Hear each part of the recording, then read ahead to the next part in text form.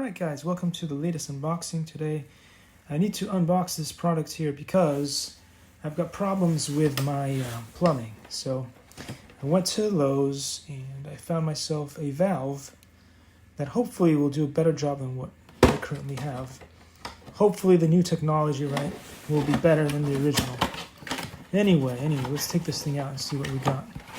So there is the valve itself, and looks like it comes pre-assembled with everything you need.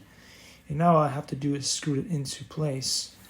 So the water will come through this hose here, and it will drain through a pipe into the toilet anyway.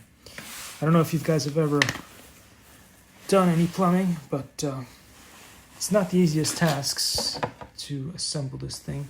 See if there's anything else coming out. Okay, let's see what that is all about. Likey.